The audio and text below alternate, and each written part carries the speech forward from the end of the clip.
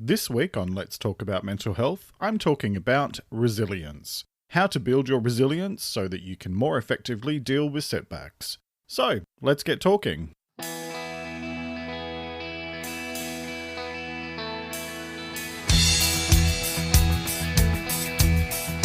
This is Let's Talk About Mental Health, a weekly podcast about mental health and well-being, hosted by Jeremy Godwin. Let's talk about mental health, because the more we talk about it, the easier it gets.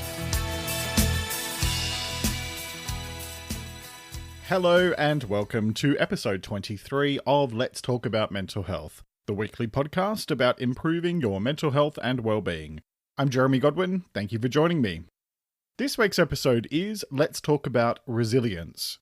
I'll be talking about what resilience is, how it affects your mental health, and how to build your resilience in order to help you deal with setbacks and challenges. So let's talk. Resilience has been a bit of a buzzword for a while now. When I worked in the corporate sector, for a while there it was bandied about as though it might be the cure-all for everything. However, I often found that when you scratched the surface a little bit, a lot of people in that world at least were aware of the concept of resilience, but they weren't clear on what actions they could take every day to build and maintain their own strength and resilience. And so that's what this episode is about. Simple things that you can do every day to become more resilient. Before I go any further, I've mentioned in passing in earlier episodes that I'm currently doing postgraduate studies in the field of positive psychology, which is an arm of psychology that looks at what makes us thrive, what makes life worth living. And building resilience is a huge part of that subject and overall positive mental health. So this is one of a number of topics that I'll be talking about that are related to positive psychology over the coming months. So I just thought I'd warn you up front. Expect more. So let me first define the term, and then we'll explore the concept in a little bit more detail. Resilience is your ability to recover quickly from challenges and setbacks. It's strength and toughness and adaptability all rolled into one concept. And there are many different things that we can do to build and maintain a resilient mindset so that you can recover from difficulties or crises quickly. It's about how quickly you can move on from difficult situations or events without then having long-term issues following you. There's an article by the Mayo Clinic, which I'll include the link to in the transcript, and in it, resilience is defined as, and I quote, being able to adapt to life's misfortunes and setbacks. And the reality is that we just cannot completely avoid bad stuff happening, because life is a mixture of good stuff, average stuff, and shitty stuff. At some point in our lives, we will all face hardships. Losing our jobs, losing a relationship or a friendship, losing a loved one, getting sick, the list goes on. We can never avoid the horrible stuff, but we can certainly take control of how we respond if and when it does happen, which is where resilience comes in. Let me ask you, how well do you adapt to the things that happen to you? Do you let them control you, or do you process them and work through them so that you can come out the other side wiser for the experience, even if it was a terrible thing that happened? There are quite a few things tied up in the notion of resilience. Resilience is about how you cope with the normal stresses of life, as well as how you deal with higher levels of stress that can occur from time to time, and how you realize your own abilities to create a life that's in line with your wants and your needs, as well as how productive you are, how you contribute to your community, and how much you have what's called realistic optimism. There's an article that I pulled that from by Schools Reach Out, and I'll include the link in the transcript. The idea of resilience is not just internal. And yes, a big part of it is your inner strength, but it's also about the support networks in your life that help you and that you can lean on in times of crisis or difficulty. When I used to work in employment services, and I started in the general pool and then I switched over to working with people with disabilities, and it was really actually quite confronting to discover just how many clients had little to no support from family or friends. And it just goes to show the importance of nurturing the relationships that we do have, provided those relationships are mutually supportive. In other words, they're constructive rather than destructive, as well as the importance of challenging ourselves to build and maintain connections with our broader community. And if I could just take a moment to have a little side note here about connections and broader community. According to a report by the UN in 2018, 55% of people live in urban areas, and that number is expected to reach 68% within the next 30 years. That's in the entire world. And one of the consequences of this rapid urbanization is that many of us are far less involved in our communities than ever before in history. So while we're talking about the subject of resilience, it's important to keep in mind that doing things like just listening to a podcast or reading an article isn't going to be the answer to everything. It's important to focus on both internal and external factors, such as connecting with others, when you're talking about mental health. And specifically today, when we're talking about building greater resilience. And I'll get onto that in a little bit more detail in a minute. I also just want to take a moment here to share a passage from the introduction of a book by Rick Hanson, which is called Resilient: 12 Tools for Transforming Everyday Experiences into Lasting Happiness. It's a book that I just picked up that was recommended to me after I bought a textbook. And the Kindle version of this book, if I could just point out, I don't get any money from this, but I'm really into the book. The Kindle version of the book is actually just $15 Australian. So with the shoddy exchange rate, I think that works out at about $10 US or somewhere around the £8 mark for pounds sterling. Check your local Amazon for prices. Anyway, this book by Rick Hanson is a brilliant book, and it's full of practical stuff that you can do to increase your resilience. And you all know how much I love anything that focuses on practice rather than just theory. So the passage I want to share with you is this. There's a fundamental idea in psychology and medicine that the path your life takes depends on just 3 causes: how you manage your challenges, protect your vulnerabilities, and increase your resources. These causes are located in 3 places: your world, your body, and your mind. When you combine the causes and the places, there are 9 ways to make your life better. Now, I'm particularly drawn to that paragraph because it talks about making our lives better, and that's one of the fundamental underpinning philosophies of Let's Talk About Mental Health, that you always have the power to make your life better, and in fact it is you and only you who has that control. Even in spite of the things that happened to me around my depression and anxiety, a recurring theme through everything has been resilience. And a lot of resilience is about the choices that you make and whether or not they are in the best interests of your long-term mental health and well-being. It's not something that you just do once and be done with it. It's something that you consciously do every single day. Because if you take your focus off it, then you can potentially find yourself slipping into unhealthy habits and unhealthy coping mechanisms. And on that note, let's talk about coping strategies as well as techniques for strengthening your resilience. Alright, so strategies that you can employ to deal with day-to-day challenges, ranging all the way from a crappy day at work to a complete and utter meltdown caused by a monumental stuff-up.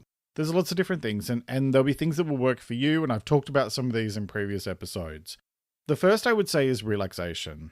If you have your entire weekend and every weeknight crammed full of activities, you're missing out on valuable relaxation time.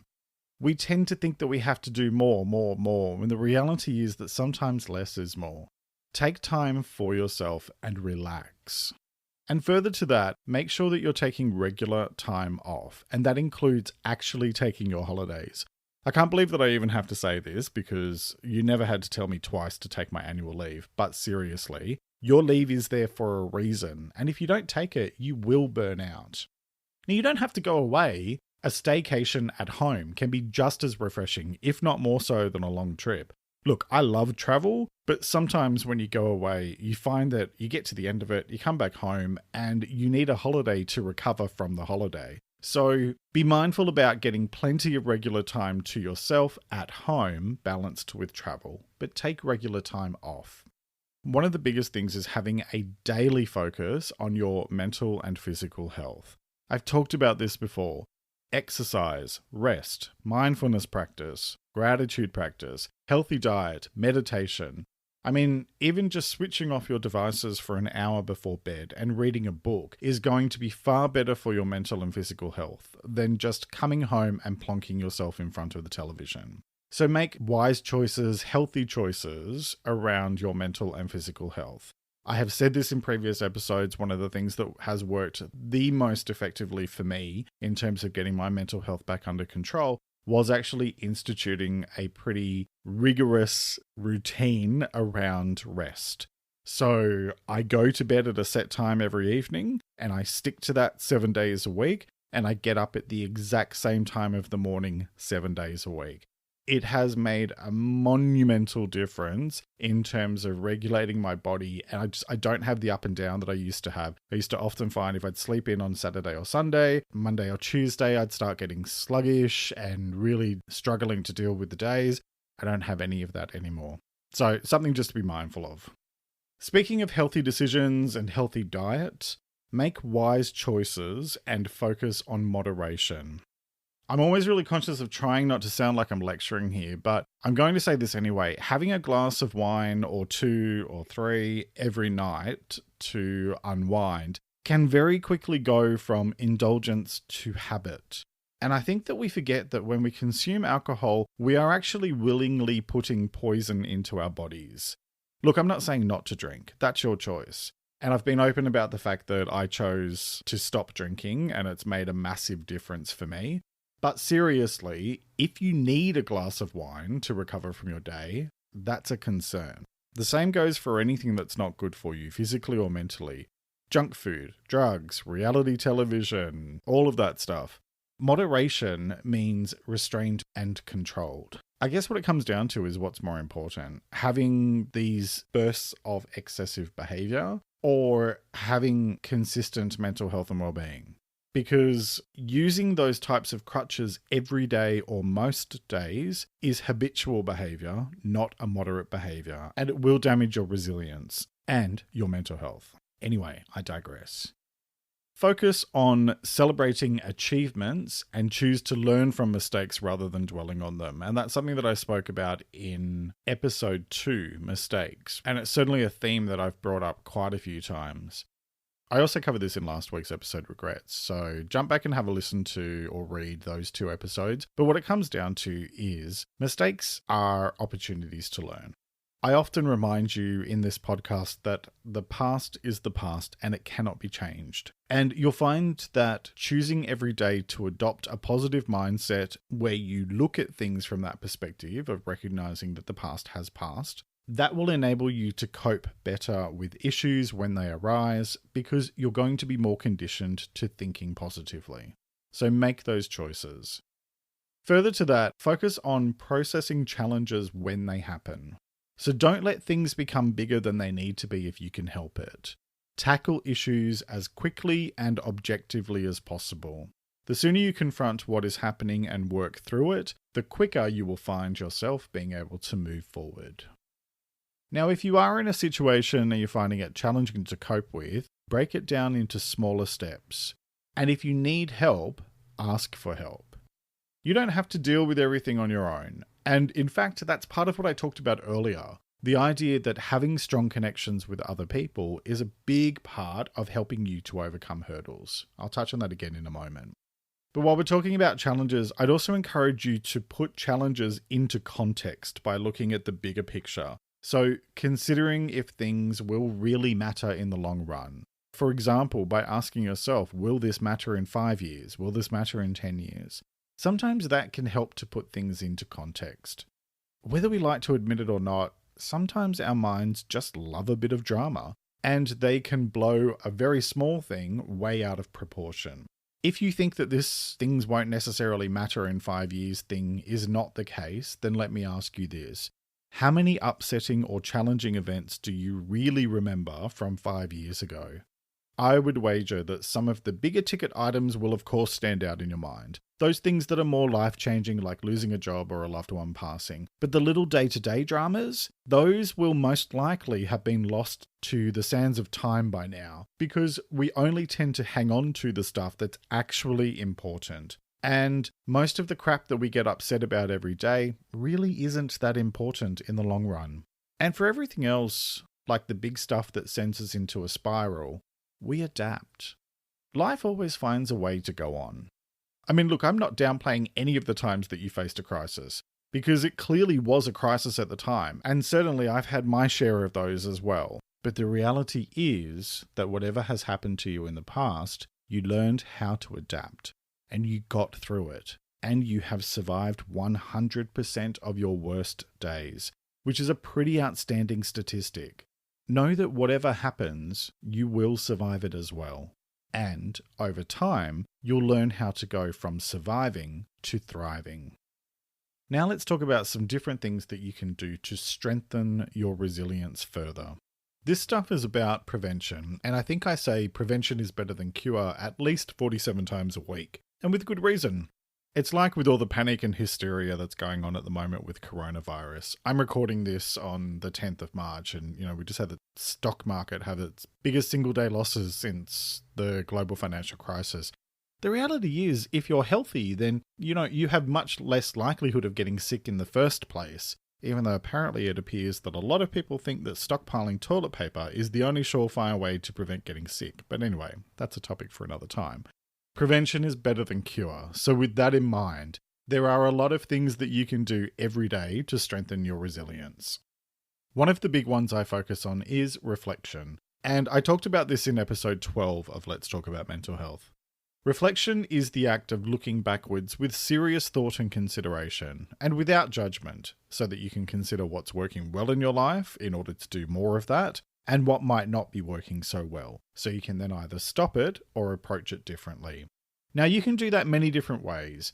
For some people, journaling works, while for other people, you might like to just simply have some quiet reflection time each evening, spend a few minutes before you go to sleep, and consider the wins and challenges of your day objectively.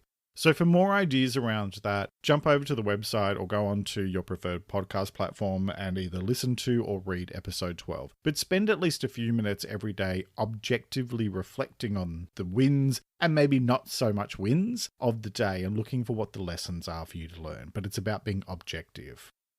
Another way of being resilient is to understand your strengths and focus on making the most out of them.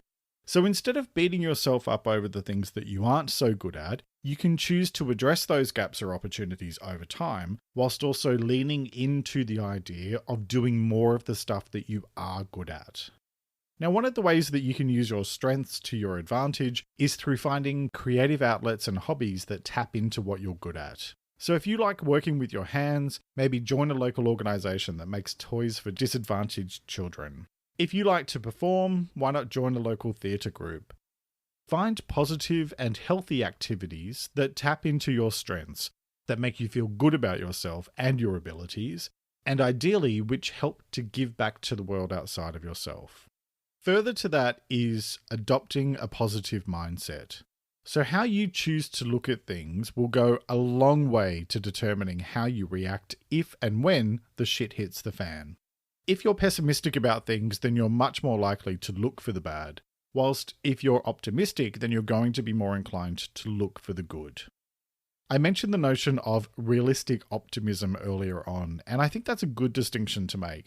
Be optimistic, but be realistic in your optimism, because if you're not grounded in realism, in other words, accepting and responding to things as they are rather than what you wish they were, then you're creating a whole other set of challenges for yourself, because the world is what it is, and we need to focus on what is within our direct control.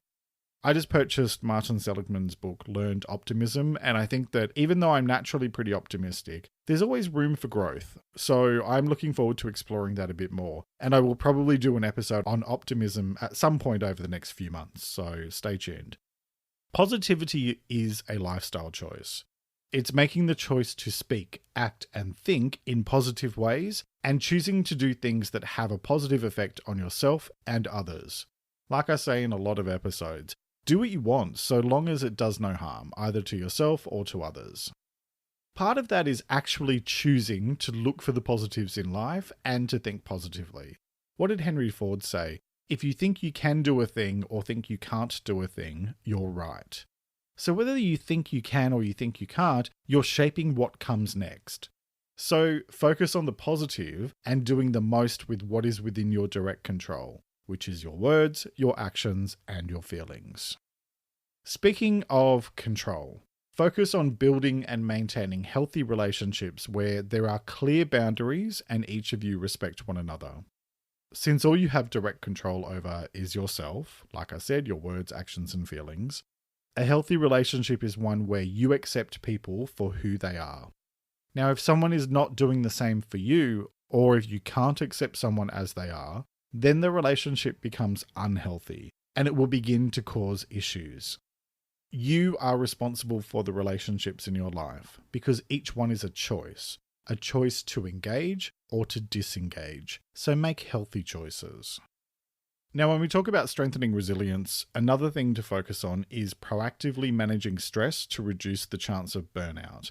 Now, I talked about stress in episode 8 in quite some detail, as well as burnout in episode 18. So I'm not going to go into any detail on it. Go take some time to revisit those episodes for an in-depth look at the what, why, and how to of dealing with stress and burnout. But suffice it to say that managing stress, dealing with burnout and preventing burnout are really important elements of resilience.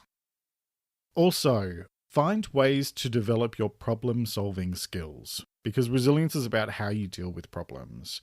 Now, if you run into the same types of challenges time and time again, look for ways to learn different techniques to assess and address problems. There are plenty of resources out there, books, videos, courses, articles, counseling, etc. And you can always find people to help you or mentor you. And on that note, if you want to build your resilience, ask for help more often. And also take time to help other people.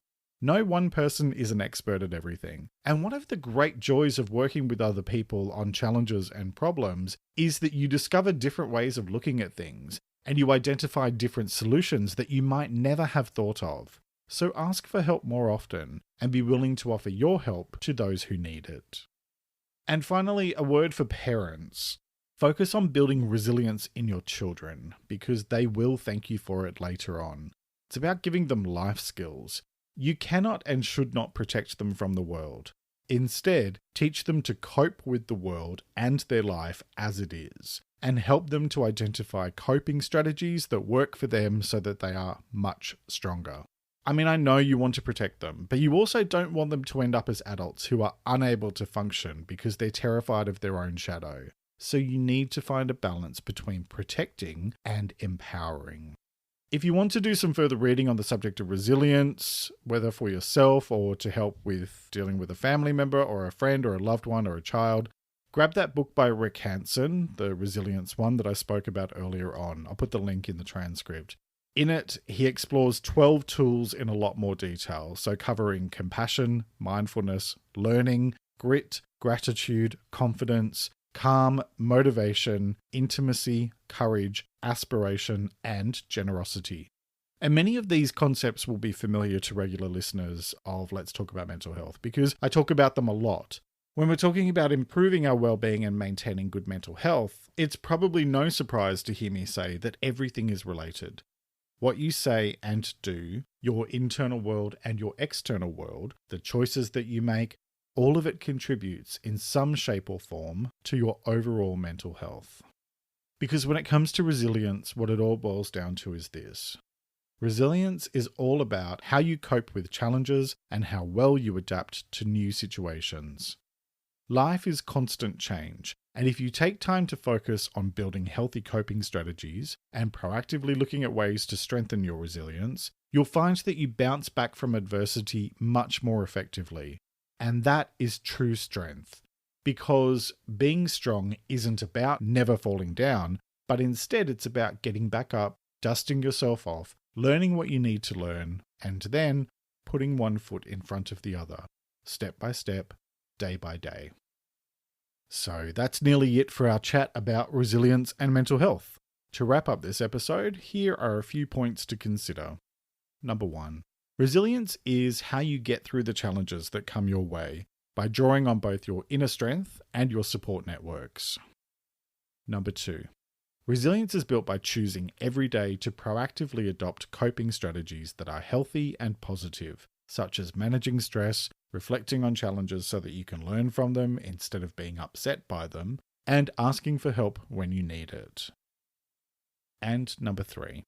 When you do things that build your resilience further, such as learning new skills and techniques for handling problems and drawing on your strengths, you will find that your focus becomes more on what is working well rather than what isn't working well. A positive mindset and a realistically optimistic outlook on life will serve to build your resilience and increase your ability to effectively deal with stress. As always, I'm going to close out this episode with a quote that I'd like to encourage you to reflect on and consider what it means for you. This week's quote is another one from Henry Ford, and it is, "When everything seems to be going against you, remember that the airplane takes off against the wind, not with it." Let me repeat that. When everything seems to be going against you, remember that the airplane takes off against the wind, not with it. Alright, so to summarize, resilience isn't just a buzzword, it's a lifestyle choice. It's a choice that you make to look for the positive and to proactively improve your overall mental health and well-being by making smart decisions that are in your best interests. Resilience is accepting reality, making your peace with the past, being optimistic about the future, and always choosing to live your life to the absolute fullest today. I hope this week's episode gave you some useful and practical advice on the subject of resilience and mental health. Before I wrap up today, if you're looking to work with someone on improving your overall well-being or addressing specific challenges in your life, then I offer coaching services to clients anywhere in the world via video conference. Take a look at the coaching page on the website at letstalkaboutmentalhealth.com.au/coaching. If you enjoyed this episode, please tell someone that you know about it because word of mouth is a great way to help new people discover the show. Also, please take a moment to leave a 5-star review on your preferred podcast platform. Next week's episode will be Panic. Now, I debated for quite a while over whether or not I was going to discuss the whole hysteria that's been going on about the coronavirus, but it's clearly having an impact on people both individually and collectively. So I think that it is important to tackle the subject because this is not the first time that this kind of group panic has happened, and it certainly won't be the last. So next week, I'll be talking about why panic happens, both individually and collectively, and how to handle it for the sake of your mental health and well-being. I hope you'll join me for that episode, which will be released on Monday morning Australian time, Sunday evening in the UK and Ireland, and Sunday afternoon in the US and Canada. On Friday, I'll be sending out the next issue of the Mental Health Talk newsletter, which is a weekly roundup of articles and resources focused on good mental health and well-being. You can find that and past episodes of Let's Talk About Mental Health at the website, which is letstalkaboutmentalhealth.com.au. That's letstalkaboutmentalhealth.com.au. And you can also sign up there to have new posts delivered to your inbox. You can also find Let's Talk About Mental Health on social media. I post extra content daily on Instagram, Facebook, and Pinterest at LTAMHofficial. That's LTAMHofficial. Also, if you go to my other Instagram account, which is at Jeremy Godwin Official, I post a daily The Simple Truth Is series, which is further thought-provoking posts about mental health and self-development. Have an absolutely fantastic week. Look after yourself, and as always, make a conscious effort to put kindness out into the world, because what you put out comes back to you. Take care, and talk to you next time.